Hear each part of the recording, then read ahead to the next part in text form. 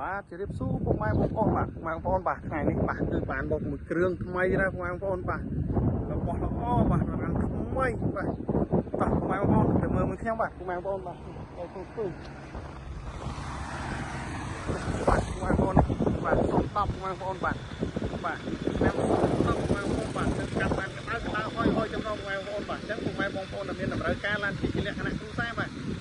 ឬក៏យកឡានទៅប្រកបអាជីវកម្មបាទសូមកុំភ្លេចបាទជាមួយនឹងប្រភេទបាទ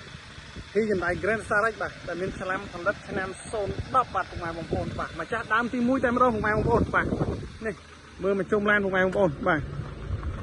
ធានាឡានថ្មីបាទពុកម៉ែបងប្អូនបាទឡានយកទៅលាងទឹកចូលតែម្ដងពុកម៉ែបងប្អូនបាទបាទធានាជូនឡានអត់បុកអត់ប៉ះបាទពុកម៉ែបងប្អូនបាទបាទជិះម៉ូតូបន្តិចបាទថ្មីពេកពុកម៉ែបងប្អូនបាទខ្លាចគេយកខុសសង្កេតជិះម៉ូតូពីភ្នំពេញមកទិញបាទនៅខាងកំពង់ស្ពឺបាទពុកម៉ែបងប្អូនបាទចឹងពុកម៉ែបងប្អូនដែលមានតម្រូវការឡានជិះខ្សែបាទគឺទៅយកឡានទៅប្រកបអាជីវកម្មបាទសូមពេញពីទីកន្លែង Grand Starix នេះថ្មីបាទ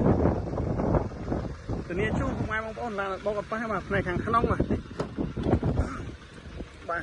ចកក្តៅពូលីមជីកោបាទចកកណ្ដាលហ្វូលពេញបាទពុកម៉ែបងប្អូនបាទឈ្មោះខ្មែរម្ចាស់ដើមទី1បាទនេះមកអែមពុកម៉ែបងប្អូននេះបាទសុខចិត្តដោះអីដឹកម៉ូតូបាទពុកម៉ែបងប្អូនបាទអញ្ចឹងពុកម៉ែបងប្អូនដែលមានតម្រូវការឡានជិះជាលក្ខណៈគ្រួសារបាទសូមកុំភ្លេចបាទ